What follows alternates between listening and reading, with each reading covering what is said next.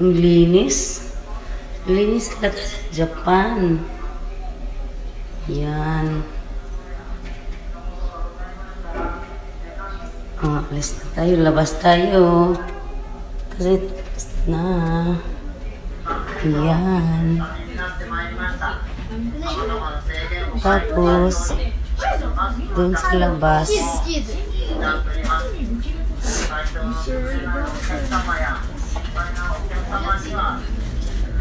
Ganun. Ito yung ano nila. Ito yung sa balcony. Ayun, no, laki yun. Parang, ano? Grabe talaga.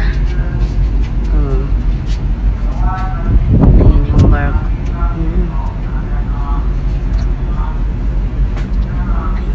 Uwi na kami.